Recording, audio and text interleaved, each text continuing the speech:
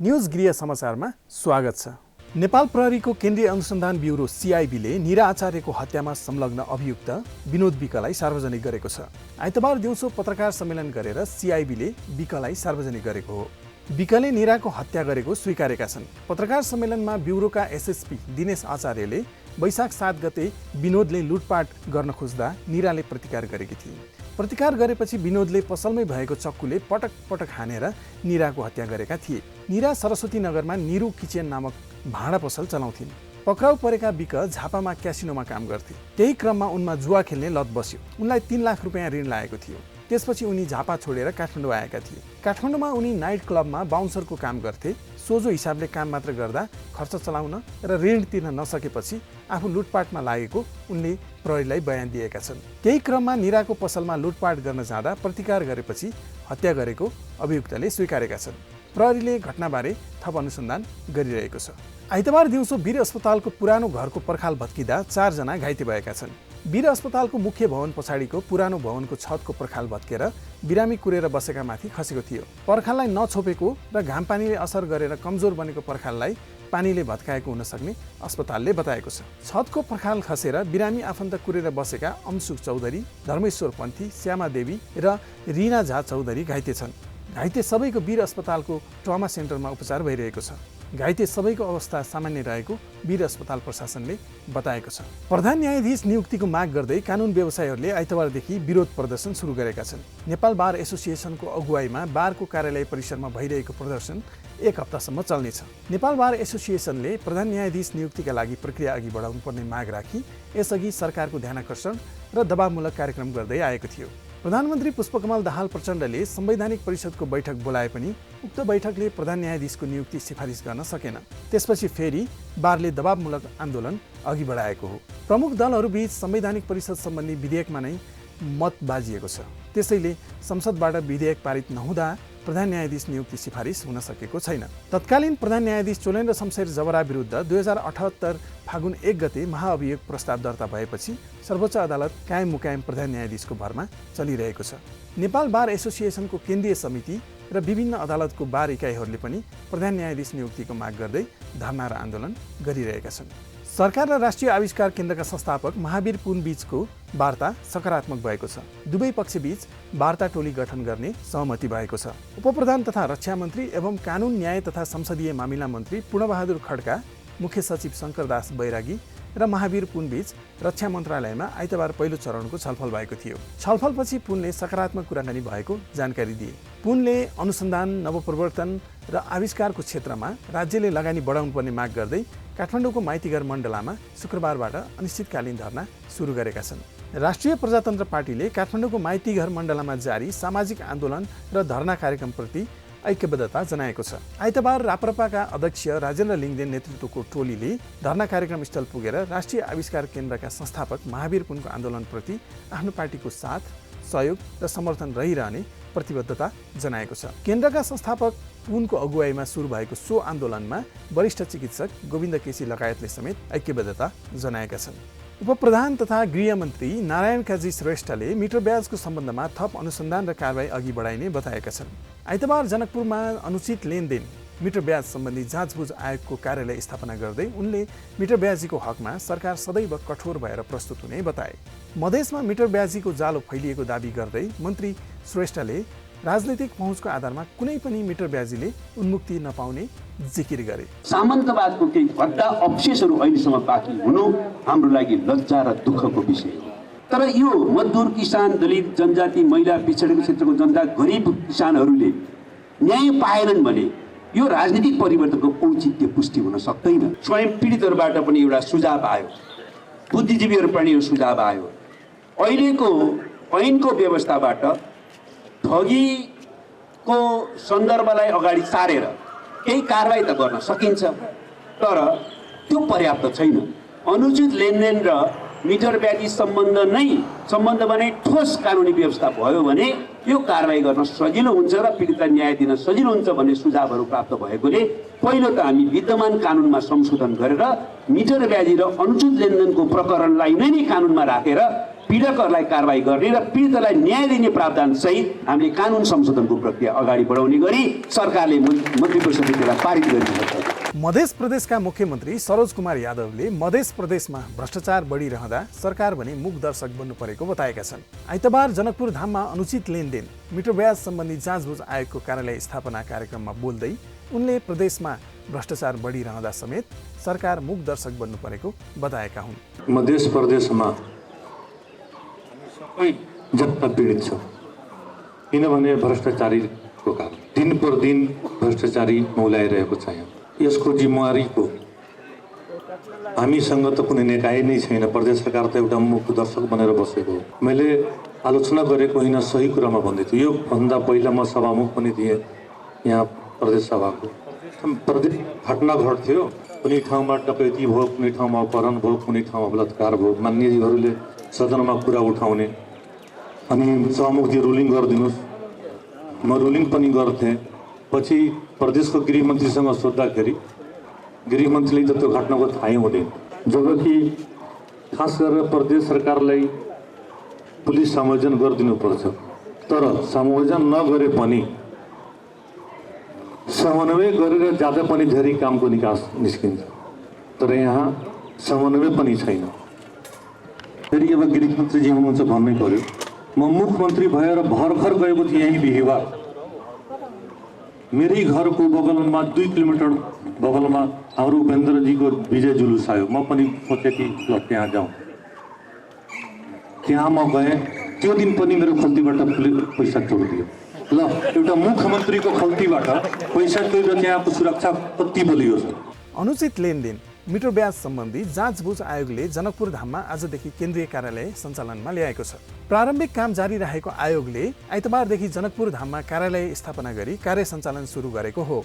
सरकारले मिटर ब्याज पीडितको माग सम्बोधन गर्नका लागि गत चैत 20 गते 3 सदस्यीय जाँचबुझ आयोग गठन गरेको थियो। कार्यालय स्थापना भएसँगै मिटर ब्याजीलाई कारबाहीको दायरामा ल्याउन पीडितहरूको निवेदन आह्वान गरिएको आयोगका अध्यक्ष गौरी बहादुर कार्कीले जानकारी दिए। शिक्षा विज्ञान तथा प्रविधि मन्त्रालयले वैशाख 2 सातासम्म देशभरका विद्यार्थीहरूले पाठ्यपुस्तक प्राप्त गरिसकेको जनाएको छ। आइतबार मन्त्रालयमा पत्रकार सम्मेलन गरी शैक्षिक सत्र 2080 का लागि 77 वटै जिल्लाका विद्यार्थीहरूले समयमै पाठ्यपुस्तक प्राप्त गरेको मन्त्रालयका सहसचिव तथा प्रवक्ता दीपक शर्माले जानकारी दिए। उनले पाठ्यपुस्तक नपुगेको ठाउँमा सम्पर्क भएको मितिले 2 दिनसम्म सबैभन्दा नजिकको विक्रेता तथा पुस्तक पसल मार्फत पाठ्यपुस्तक उपलब्ध हुने व्यवस्था मिलाइएको पनि जानकारी दिए। 2080 का लागि समयमै भर्ना, समयमै ज्ञान, गुणस्तरीय शिक्षा सबैको अभियान भन्ने आदर्श वाक्यका साथ यही वैशाख 2 गतेबाट देशभरका विद्यालयहरूमा विद्यार्थी भर्ना अभियान जारी रहेको कुरा सर्वविदितै छ। विद्यार्थीको भर्नासँगै सामुदायिक विद्यालयमा अध्ययनरत विद्यार्थीहरूलाई निःशुल्क पाठ्यपुस्तक उपलब्ध गराउन चालु शैक्षिक सत्रका लागि भर्ना प्रक्षेपणका आधारमा कक्षा 1 देखि 5 सम्म जम्मा 23,92,636 र कक्षा 6 देखि 10 सम्म जम्मा 20,46,450 विद्यार्थीका लागि आवश्यक सङ्ख्यामा पाठ्यपुस्तक छपाई गरी वितरण गर्ने लक्ष्य राखिएको थियो। उल्लेखित लक्ष्य बमोजिम जनक शिक्षा सामग्री केन्द्र लिमिटेडबाट कक्षा 6-10 को लागि 1,55,00,000 थान र निजी क्षेत्रका मुद्रण संस्थाहरूबाट कक्षा 1-5 को लागि 1,18,00,000 थान पाठ्यपुस्तक छपाई गर्ने कार्य सम्पन्न भई 77 वटै जिल्लाका सूचीकृत कुल 1267 स्थानीय विक्रेताहरू मार्फत बिक्री वितरण समेत भइरहेको छ। यस वर्ष जनक शिक्षा सामग्री केन्द्र लिमिटेडबाट कक्षा 6 देखि 10 को लागि 1,55,00,000 थान र निजी क्षेत्रका मुद्रण संस्थाहरूबाट कक्षा 1 देखि 5 सम्मको लागि 1,18,00,000 थान पाठ्यपुस्तक छपाई भएको थियो, जसमा 77 वटै जिल्लाका सूचीकृत 1,267 स्थानीय विक्रेताहरू मार्फत बिक्री वितरण भइरहेको छ। यस्तै सञ्चारकर्मीहरूको जिज्ञासाको जवाफ दिँदै प्रवक्ता शर्माले काठमाडौँ महानगरपालिकाले विद्यालयको नामाकरणको सम्बन्धमा गरेको पछिल्लो निर्णय महानगरपालिकाको अधिकारको विषय भएको बताए। राष्ट्रिय सभा सदस्य डाक्टर विमला राई पौड्यालले सार्वजनिक शिक्षालाई गुणस्तरीय बनाउनुपर्ने बताएकी छन्। आइतबार उच्च शिक्षा र वैदेशिक शिक्षाको अवस्थाबारे अन्तर्क्रिया कार्यक्रममा बोल्दै उनले विदेश जाने क्रम रोक्नका लागि सबैभन्दा पहिला नेपालको सार्वजनिक शिक्षालाई गुणस्तरीय बनाउनुपर्नेमा जोड दिइन्। नेपालमा कुनै पनि विद्यार्थीले चाहे गरिब होस्, काठमाडौँ होस्, चाहे रोल्पाको होस्, चाहे दाङ होस्, नेपालमा मैले क्वालिटी एजुकेसन बाहिर गएर जस्तो खालको क्वालिटी छ त्यस्तो खालको क्वालिटी एजुकेसन मैले नेपालमा सहज तरिकाले पाउनु पर्यो भनेर उसले खोजी गर्दाखेरि पाउने व्यवस्था गर्ने चाहिँ मेरो पहिलो दायित्व मेरो त्यही। र मैले उठाउने प्रश्न भनेको सरकारलाई कहाँ लगानी गर्नुपर्छ, के गर्नुपर्छ, तर नेपालमा उपलब्ध गराऊ। यस्तै कार्यक्रममा काङ्ग्रेस सांसद प्रदीप पौडेलले नेपालमा शिक्षाको उद्देश्य स्पष्ट नरहेको बताए। उनले सरकारले शिक्षाको स्पष्ट उद्देश्य तय गर्न अझै नसकेको आरोप लगाए। नेपालमा शिक्षाको उद्देश्य प्रश्न छैन। राज्यले शिक्षाको उद्देश्य तय गर्न सकेको छैन। अहिले हामीहरूले सङ्घीय शिक्षा नआएको भनेर व्यापक रूपमा प्रश्न खेपिरहनु परेको छ। त्यो आए पनि त्यसले उद्देश्य नै तय गर्ने स्थिति मैले देखिरहेको छैन। त्यो खालि प्रशासनिक ढङ्गबाट कसरी तौर तरिका मिलाउने भन्ने मात्रै छ। सङ्घमा गएको प्रदेशले के गर्ने, पालिकाले के गर्ने, यसको सैद्धान्तिक उद्देश्य के हो, त्यसका बारेमा यो शिक्षा ऐन पनि प्रश्न छ भन्ने मलाई लाग्दैन। हुन त त्यो तैँले किन गरिनस् त भने फेरि प्रश्न गर्नु होला होइन।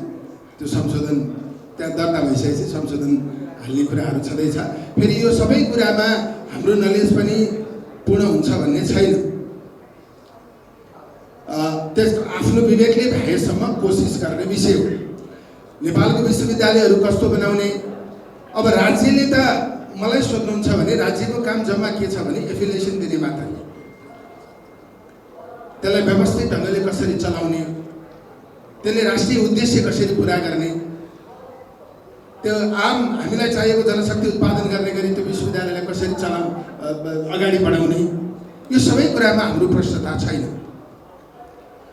एफिलिएसनै दिने मात्रै कुरा पनि प्रधान हो भन्ने कुरा चाहिँ मलाई लाग्दैन। नेता पौडेलले नेपालमा गुणस्तरीय शिक्षा छैन भन्ने सन्देश विश्वमा फैलिरहेको बताए। कार्यक्रममा नेपाल शैक्षिक परामर्श सङ्घ इक्यानका अध्यक्ष प्रकाश पाण्डेले राज्यले अन्तर्राष्ट्रिय स्तरको शिक्षा नेपालमै प्राप्त गर्न सक्ने वातावरण सिर्जना गर्न सक्नुपर्ने बताए। साताको पहिलो कारोबार दिन आइतबार शेयर बजार परिसूचक नेप्से 1.01%ले गिरावट भएर बन्द भएको छ। आइतबार शेयर बजार खुलेको सुरुवाती समयदेखि नै घट्दो क्रममा रहेको नेप्से 19.11 अङ्कले गिरावट हुँदा 1870.65 अङ्कमा बन्द भएको छ। आइतबार नेप्से कुल 219 सूचीकृत कम्पनीको सेयर कारोबार भएकोमा 189 कम्पनीको सेयर मूल्यमा गिरावट भएको छ। कारोबार भएको अधिकांश सूचीकृत कम्पनीको सेयर मूल्यमा गिरावट हुँदा नेप्सेमा पनि रकम घटेको हो। यस्तै 26 कम्पनीको सेयर मूल्य वृद्धि हुँदा 4 कम्पनीको सेयर मूल्य भने स्थिर रहेको छ। आइतबार नेप्सेमा सबै उपसूचकमा गिरावट भएका छन्। विकास बैंक तथा वित्त कम्पनी उपसूचक 1% भन्दा माथिले गिरावट हुँदा हाइड्रो पावर उपसूचक सर्वाधिक 1.87% र व्यापार उपसूचक 1.68%ले गिरावट भएको छ। अन्य र म्युचुअल फन्ड उपसूचक पनि 1% भन्दा माथिले गिरावट भएको छ। नेप्सेमा गिरावट भए पनि कारोबार रकममा केही वृद्धि हुँदा 1 अर्ब नजिक पुगेको छ। गत बिहीबार करिब 74 करोडमा सीमित भएको कारोबार रकम आइतबार बढेर 95 करोड 43 लाख पुगेको छ। एससीसी प्रिमियर कपको फाइनलमा स्थान बनाएसँगै नेपाल एसिया कप 2023मा खेल्ने सपनाको नजिक पुगेको छ। सोमबार कीर्तिपुर स्थित त्रिवी मैदानमा युएईलाई पराजित गर्न सके नेपालले एसिया कप खेल्ने सपना पूरा हुनेछ। एसिया कपमा स्थान बनाएपछि नेपालले विश्व क्रिकेटका शक्ति राष्ट्रद्वय भारत र पाकिस्तानसँग खेल्न पाउनेछ। आगामी सेप्टेम्बरमा हुने एसिया कपको समूह ए पाकिस्तान र भारतसँगै एससीसी प्रिमियर कप विजेता खेल्ने तालिका छ। एसिया कपको अर्को समूहमा श्रीलङ्का, बङ्गलादेश र अफगानिस्तान बीच प्रतिस्पर्धा हुनेछ। नेपालका लागि भारत र पाकिस्तानसँग खेल्नु ठूलो अवसर हो। कप्तान रोहित कुमार पौडेलले सोमबार युएई विरुद्धको खेल नेपालका लागि एकदमै महत्त्वपूर्ण भएको बताएका छन्। सेमिफाइनलमा नेपालले कुवेतलाई पछि पारेर फाइनल स्थान बनाएको हो। वर्षाका कारण खेल रद्द हुँदा नेपाल समूह विजेता भएको आधारमा फाइनलमा पुग्यो। युएईले भने ओमानमाथि डीएलएस मेथडमा 2 रनको जित निकालेर फाइनलमा स्थान बनायो। नेपाल पछिल्ला 9 खेलमा अपराजित छ। 11 खेल खेल्ने तालिका भए पनि 2 खेल भने वर्षाले अवरुद्ध भएको थियो। पछिल्लो समय नेपालमा भइरहेको वर्षाका कारण भने भोलि सोमबारको खेललाई पनि प्रभावित पार्ने देखिन्छ। मौसम पूर्वानुमान अनुसार भोलि सोमबार काठमाडौँमा वर्षाको सम्भावना छ। भोलि नेपाल र युएई बीचको खेल हुन नसकेको अवस्थामा खेल पर्सि रिजर्भ डेसम्मको लागि स्थगित हुनेछ। पर्सि मङ्गलबार पनि मौसम सफा नरहने पूर्वानुमान छ। यद्यपि सोमबारको तुलनामा मङ्गलबार मौसममा केही सुधार आउनेछ। पर्सिको खेलमा पनि खेलको नतिजा आउन नसके 2 ओभरको सुपर ओभर हुनेछ। सुपर ओभर पनि सम्भव नभएको अवस्थामा प्रतियोगिताको वरियतामा अघि रहने टिम च्याम्पियन हुनेछ। यस्तो अवस्थामा अपराजित रहेको नेपाल प्रतियोगिताको च्याम्पियन हुनेछ भने एसिया कपमा पनि छनौट हुनेछ। न्युज गृह समाचार आजलाई यति नै। न्युज गृह समाचार हेर्न, सुन्न र पढ्नको लागि हामीलाई फेसबुक, ट्विटर र युट्युबमा फलो गर्न सक्नुहुन्छ। हामी सबैलाई बिदा दिनुहोस्।